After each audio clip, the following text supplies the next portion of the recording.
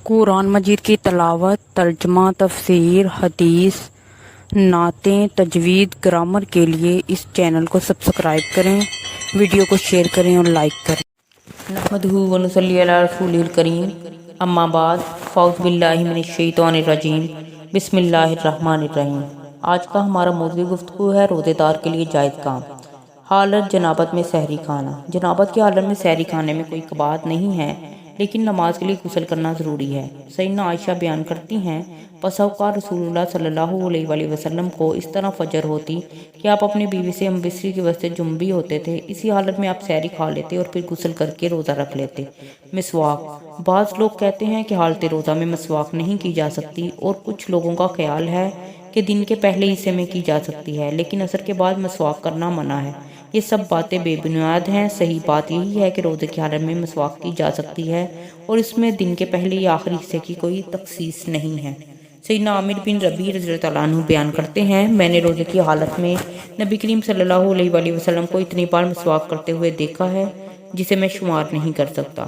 نیز ابو ہریرہ سے مروی ہے کہ نبی کریم صلی اللہ علیہ وآلہ وسلم نے فرمایا، اگر میں اپنی امت پر گناہ نہ سمجھتا تو میں انہیں ہر وضو کے ساتھ مسواک کرنے کا حکم دیتا۔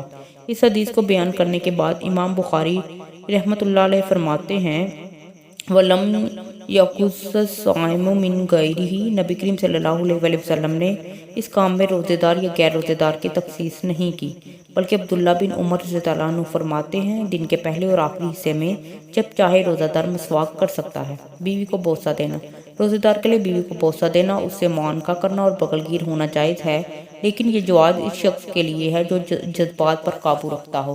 سیدنا عائشہ رضی اللہ عنہ بیان کرتی ہیں، نبی کریم صلی اللہ علیہ وآلہ وسلم روزے کی حالت میں بوسہ دیا کرتے تھے اور معانقہ وغیرہ بھی کر لیا کرتے تھے، لیکن اپنی خواہشات پر بہت زیادہ کنٹرول رکھنے والے تھے۔ اس حدیث سے یہ بات واضح ہوتی ہے کہ نبی کریم صلی اللہ علیہ وآلہ وسلم اس لیے بیوی سے بوس و کران کر لیا کرتے تھے کہ آپ کو اندیشہ نہیں تھا کہ آپ جذبات محبت میں اس سے تجاوز کر جائیں گے۔ اس لیے جو شخص اپنے جذبات پر کنٹرول کر سکتا ہو اس کے لیے یہ کام جائز ہے، اور جسے آگے بڑھ جانے کا اندیشہ ہو اس کے لیے جائز نہیں ہے۔ سرما لگانا، بعض لوگ سمجھتے ہیں کہ آنکھوں میں سرما لگانے سے روزہ ٹوٹ جاتا ہے، اس لیے سرما لگانا جائز نہیں ہے، لیکن صحیح بات یہ ہے کہ سرما ناقض صوم نہیں ہے اور اس سے روزے پر کوئی اثر نہیں پڑتا، کیونکہ اس بارے میں نبی کریم صلی اللہ علیہ وآلہ وسلم سے بالکل ثابت نہیں ہے کہ سرما لگانے سے روزہ ٹوٹ جاتا ہے۔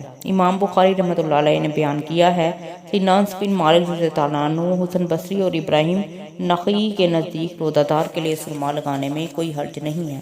اس طرح امام ابو داؤد نے اپنی سنن میں بیان کیا ہے کہ عامش فرماتے ہیں، میں نے اپنے کسی ساتھی کو روزے دار کے لیے سرما کو ناجائز کہتے ہوئے نہیں دیکھا۔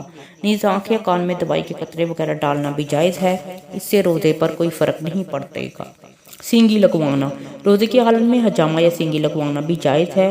سیدنا عبداللہ بن عباس سے روایت ہے، نبی کریم صلی اللہ علیہ وآلہ وسلم نے روزے کی حالت میں سینگی لگوائی تھی، لیکن یہاں یہ بات بھی ذہن نشین کر لی جائے کہ جس آدمی کو سینگی کی وجہ سے کمزوری کا خوف ہو وہ سینگی نہ لگوائے۔